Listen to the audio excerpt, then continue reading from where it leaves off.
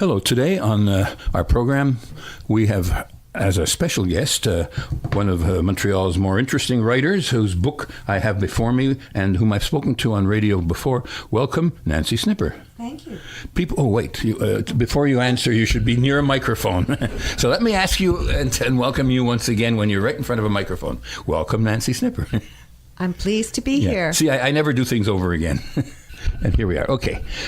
You're the author of Floating on Lily Pads, which is not your first venture into the literary world, as far as I understand. Mm-hmm. First of all, people might know you as a frequent journalist in the arts in Montreal. Maybe you can refresh my memory about where that's been available. Well, I write for Free Press Paper. I have an arts column in that newspaper that's distributed in Côte St. Luc, NDG, and Hampstead, free. And I cover a lot of very interesting people who... Film, theater, music, all Yes, that? We try to really bring to the public all these artistic people that I'm very fortunate to interview. And I also write for SMR Culture Plus, which is a blog spot. We have 300,000 followers around the world. What do you write there? Similar arts Travel, stories? Food, all the arts, film, theater. Because I co-founded it with Sylvain Richard, we can write basically anything that we feel is noteworthy that has to do with the arts and culture. And its name is again? SMR Culture Plus. SMR Culture Plus. And also do cover all the festivals in Montreal for Arts and Opinion, another site. Oh yeah, you're always busy being an arts writer. If we go back a couple of years when we last spoke, this would be not at the same station, but in Montreal as well. You had done a book which the title of that time was? It's called Beyond the Dream, Epic Solitude, and it's an illustrated book of my poetry and 3 short stories about love, which actually did rather well. Mm-hmm. I'm very pleased, invited down to Mexico to give a reading of that and discuss how that all came about. And I'm hoping, actually I am going to San Miguel de Allende again. Well, that's almost your second home, eh? No, not quite. It's a lovely place to be. Yeah. San Miguel Allende. Lots of artists there. Oh, I know. I've heard quite a bit about it. They call it the Disneyland of the adult world.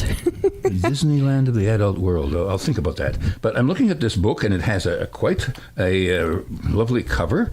Let's see. How can you describe this on the radio? There are 2 people on what looks like part of a dock. Right. And there are actual lily pads, so you're literal here. It's floating on lily pads, and they're looking into a sunset.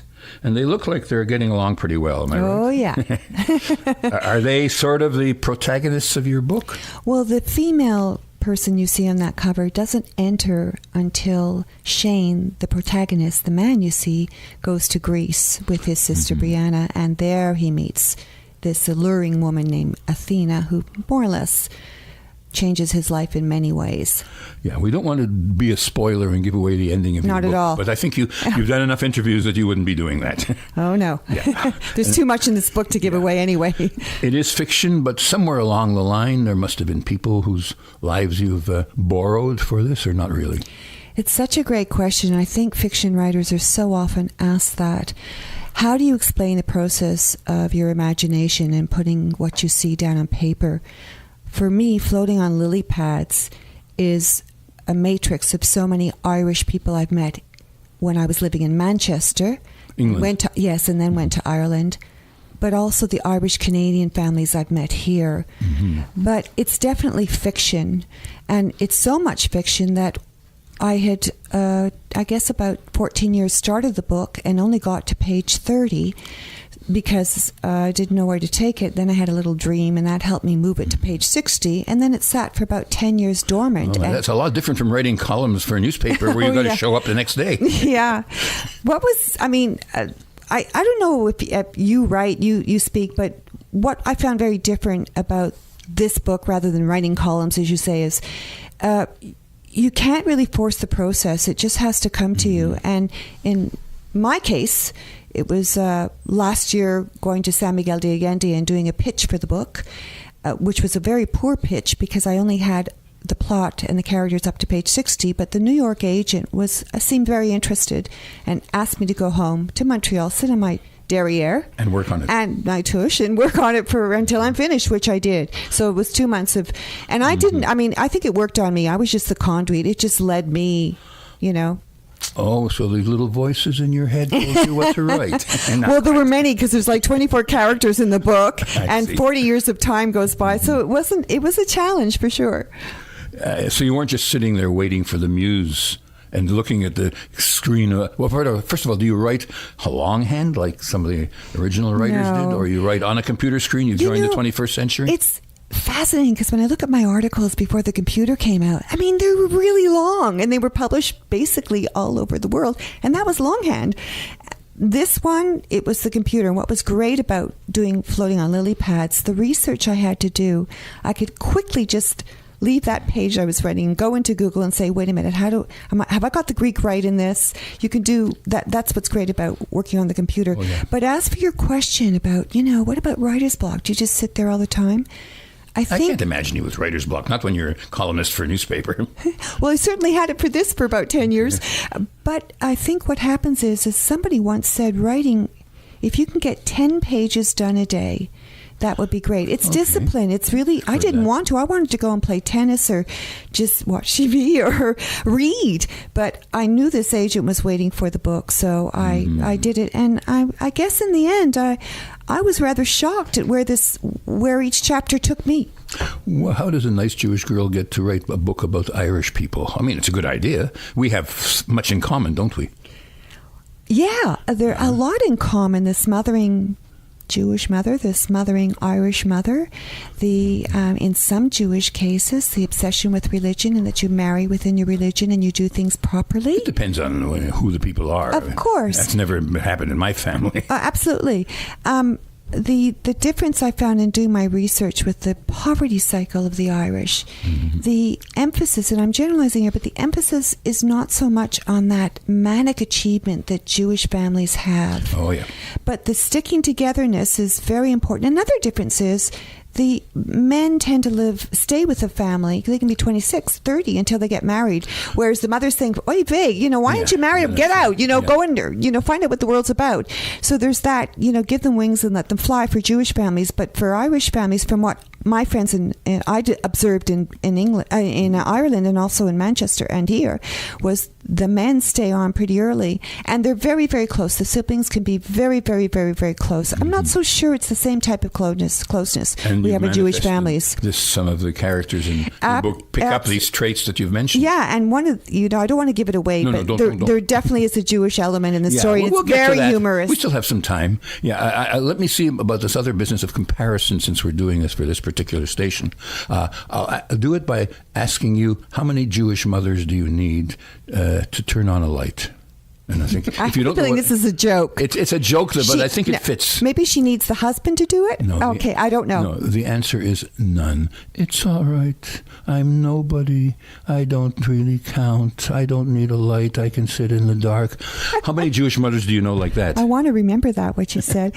What was your question, sorry? Well, how many Jewish mothers just put on a light? It was like the Jackie Mason, Maybe. joke about Jackie Mason the Jewish plumber at the toilet. You'll never see that. Oh, yeah. But I don't know if Irish mothers are like that. Well, that's so interesting you bring that up, because Carrie, the mother in this very thrilling novel, it's not about turning on the light. It's more about the insufferable roles she has, giving labor to her first daughter, and how hard her life is.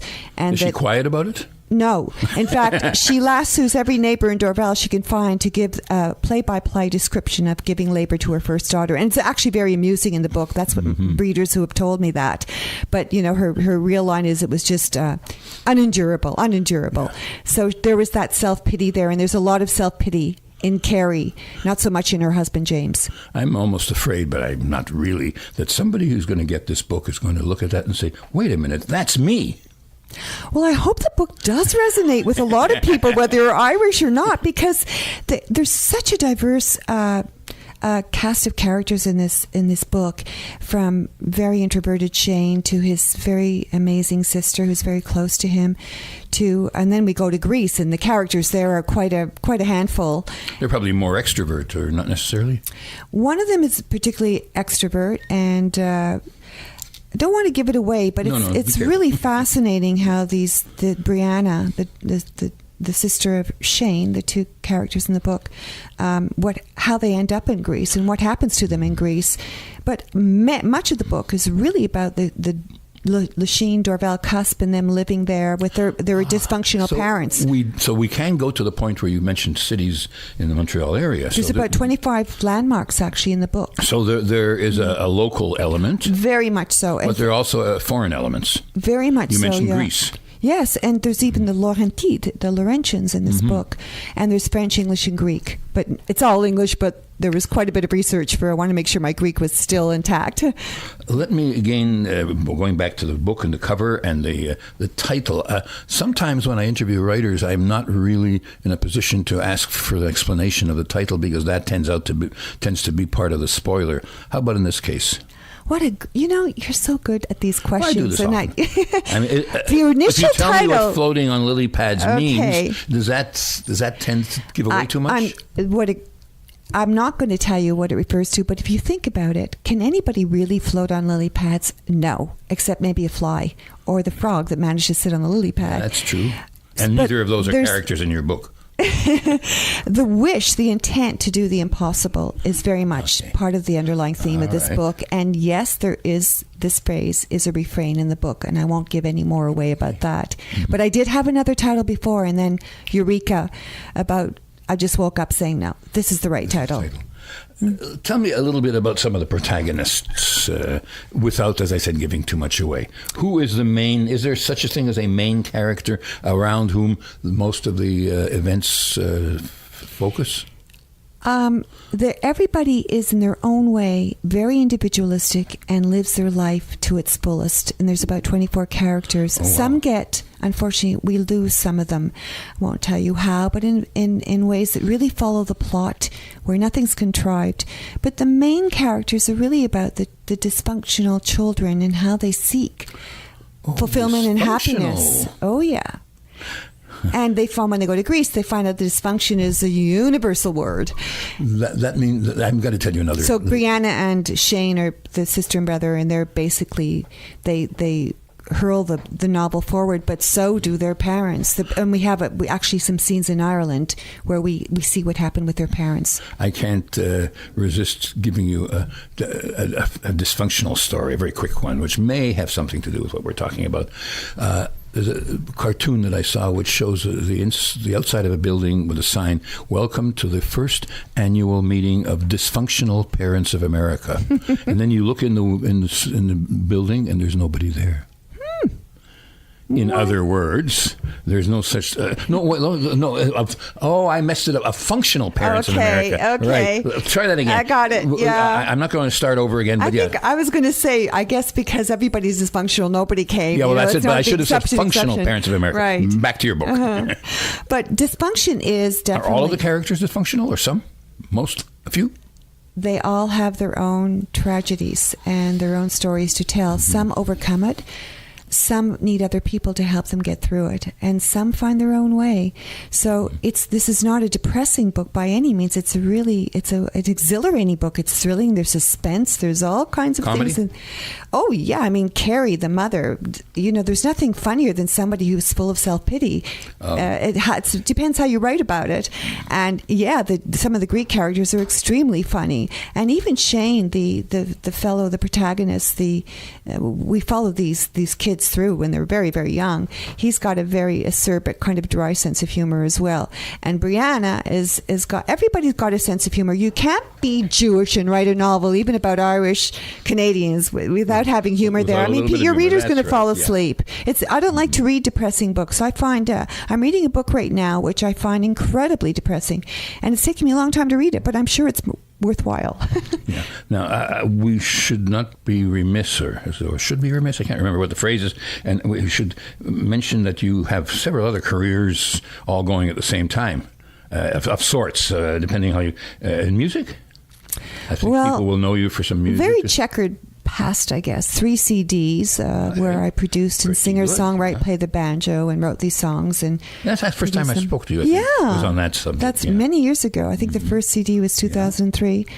And I'm a retired teacher, So I also did some creative drama and a very novel way to use drama to teach subjects, and I was awarded something from Ontario to do that in Ontario and schools in Quebec and libraries. Yeah, I'm seeing a very And I'm a classical pianist. I do a lot of charity work, and I think once they often find that people that artistic usually have one root and two strains, and for me it's probably writing and music. Mm-hmm. It certainly isn't art, although I do have written children's books and done the art. art. I ask you about that.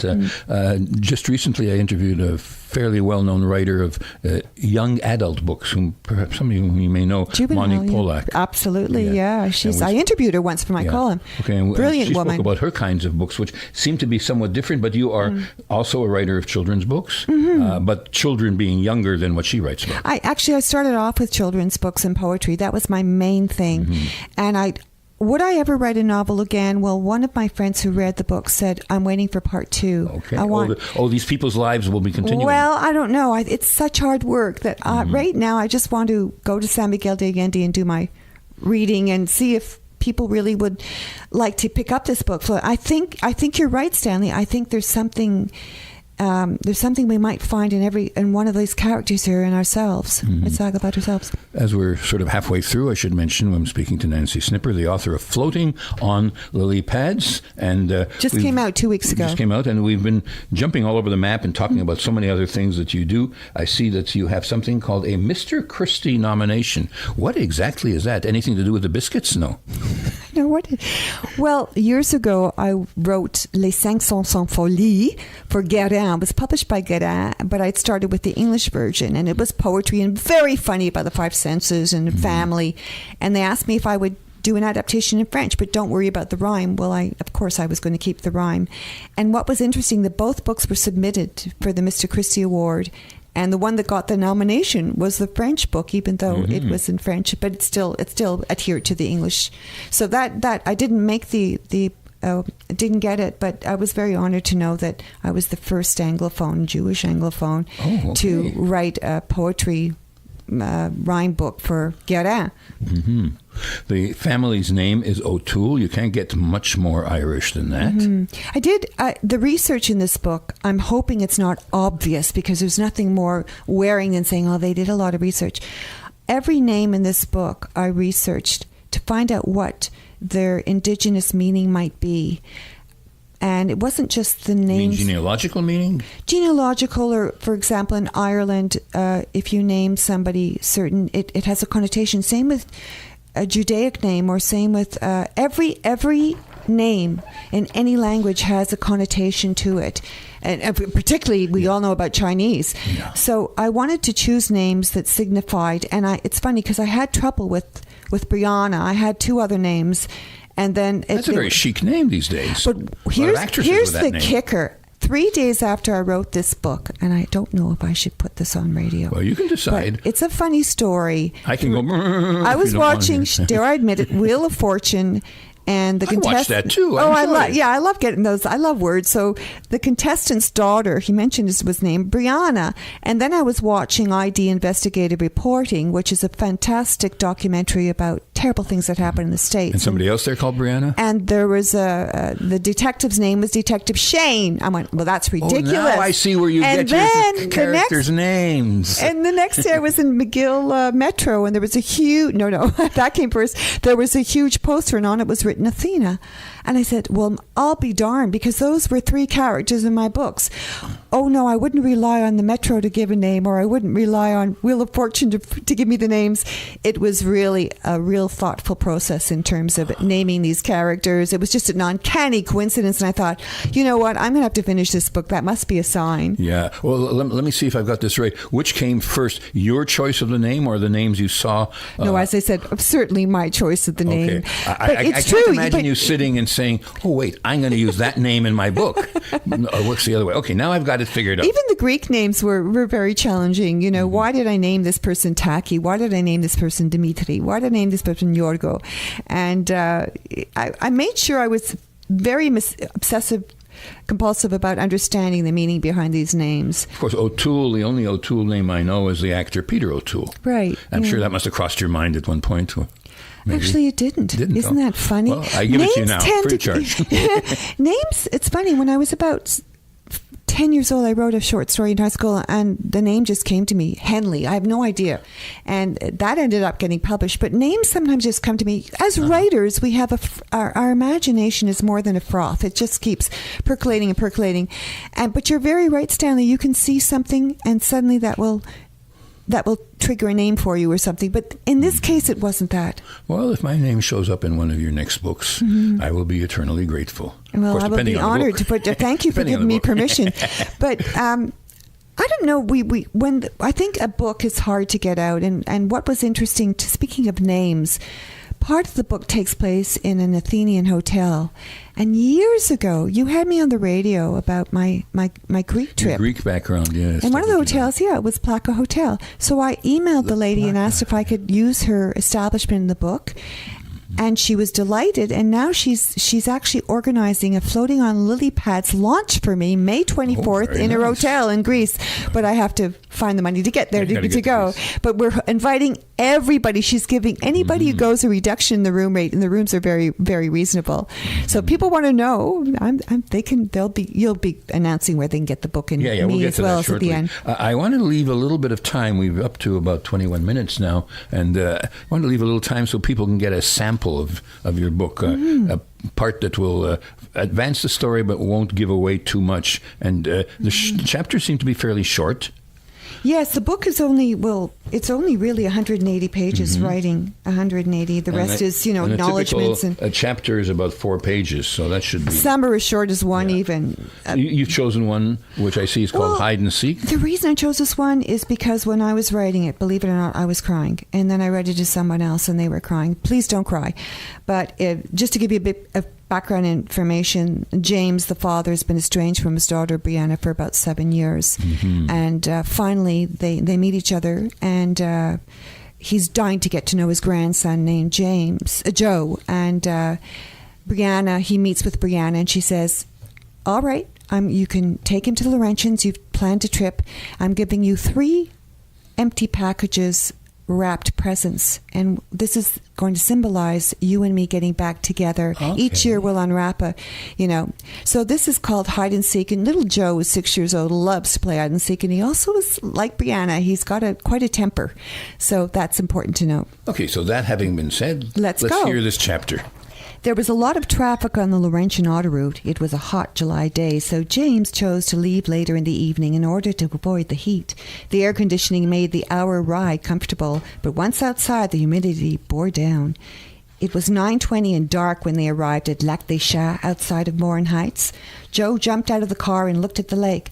I can catch a lot of fish here, he said. A burst of energy took hold of him, and he began running back and forth in front of the cabin, waving his arms in the air. James took this as a good sign.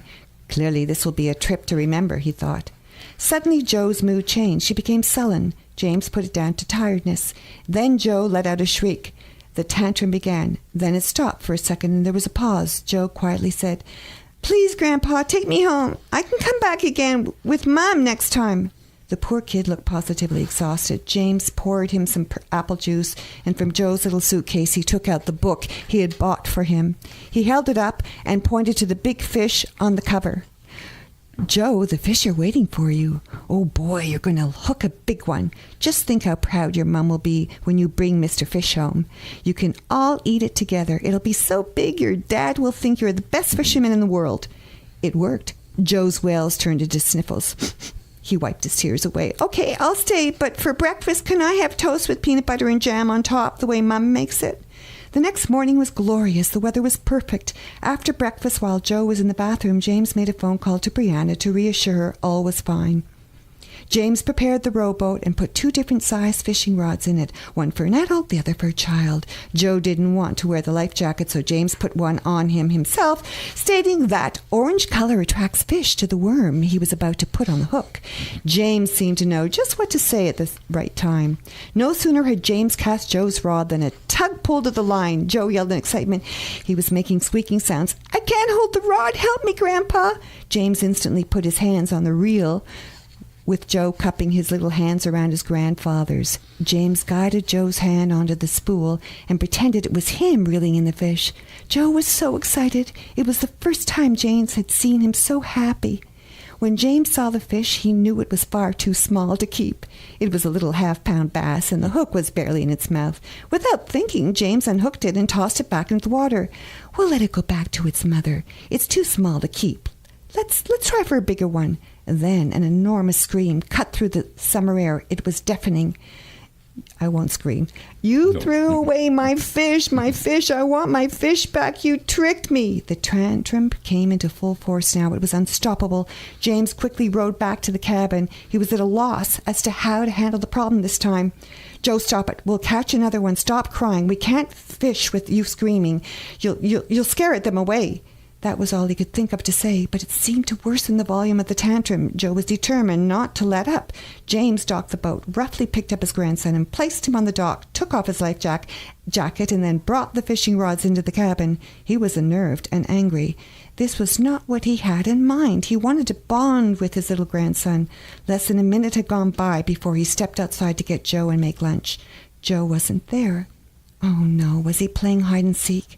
James tried to sound cheery. "We can play hide and seek after we eat our macaroni and cheese." Still no sign of Joe. James called out again. "Joe, come on now. We need to eat so we can go out again. And this time I promise not to throw back the fish you catch. Joe, please come in now." He was losing patience. His voice took on a sterner tone. "Joe, your mother's going to be very angry if you do not come in, and she'll be sad. You can't go home without catching a fish for her and your dad." James began looking outside, beyond the cabin's perimeter. He went to the back, pulled away some branches, looked everywhere in the brush. He was getting concerned now. Soon he was running around in a state of panic. He frantically kept calling out Joe's name, but there was no reply. Joe had disappeared. James ran down to the lake and moved along the shore. Then he spotted something. It was Joe's little red plaid shirt. He ran over and saw his grandson lying face down in the water. James immediately pulled him out. He was beside himself. Tears were streaming down his face as he yelled, "Joe, Joe!" He gave him mouth-to-mouth resuscitation, no reaction. He refused to give up. A good 10 minutes passed before he collapsed in exhaustion. He managed to call 911. Within 7 minutes, the ambulance arrived from Morin Heights Hospital. Joe was pronounced dead. He had drowned. An autopsy would later confirm that. James couldn't help thinking that Joe had run into the water, attempting to retrieve the fish they had caught. He had lost his little grandson, and with this unspeakable tragedy, the only purpose left in his life. The boxes Brianna had given him would remain empty forever. James must have rehearsed 20 times the phone call he was about to make to his daughter, Brianna. He picked up the phone and blurted it out. "Brianna, Joe is dead. He drowned. It was an accident. They're doing an autopsy to confirm this, and you can pick up his body in 2 days. I'll pay for the funeral." And I think I'll stop there reading. Yeah, maybe that's interesting. What was interesting, though, that... wow, that's a powerful piece of writing. Oh, nice. That's very visual, I could almost see as if I was watching a movie screen. Well, maybe I did that okay. Yeah, well, maybe that'll make a movie. I'm hoping. Never know. Well, what's interesting is when I was writing this, all writers see what they write, but that's what one of my friends said, what a movie this would be. Well, from that little bit, I can think so. Now, we're near the end of our time, so I want to make sure people know how to get the book. And you gave me an address somewhere here. It's on Kindle, Amazon.com, but they're going to miss the beautiful cover. Yeah, that's true. And they can also buy this at Paragraph Bookstore, here which in is town, yeah. It's 221 McGill College, 221. 2012. Well, it's just below 2221, yeah, 2221. Somewhere just below Sherbrooke, yeah. And it's in the fiction section. And you can also find my poetry short story book at Paragraph. And should I give out this email address? Yes, because I can also get them the book myself if they probably at a little bit... but the same rate, I guess, as Paragraph. Whatever, yeah. Nan Snipper at, all one word, gmail.com. And Snipper has 2 P's. 2 P's, right, yeah. Okay. They can also write to Culture Plus to get the book. This is the one line I would be Because when you write, you don't know if your book's good or bad. I'll read it. Yeah. It's quoted from someone named Sylvain Richard, whom you spoke about earlier, and he has written, Nancy Snipper is a master storyteller and a genius at creating vivid characters, a stirring work of fiction that lingers long after you turn the last page. Yeah, it's better that I read it than that you praise yourself. No, no, I wasn't. He was praising me. Yeah, I know. I just wanted you to be, because it's so hard. People listening on what kind of book is. Does anybody else like it? I think that little bit is enough for me to recommend it quite highly. That you read. Stanley, thank you. Thanks very much. And when your next book is out, if are still doing these radio programs, we'll love to talk to you about it. Nancy Snipper, author of the book that we've been talking about, Floating on Lily Pads. And thank you for having me on. And I'll float on to the rest of the program. Oh, Nancy, before you leave, I wanted to get one more piece of information. Who designed that beautiful cover that we talked about? Alexa Piot, and she's a third-year computation graphic design student, and not only is she very, very talented, she's incredibly hardworking, because the cover went through many, many reincarnations to get what I wanted, and I owe it to Alexa, really, and stick-to-itiveness to get what I wanted. Alexa Piot, yeah. Good choice. Thanks.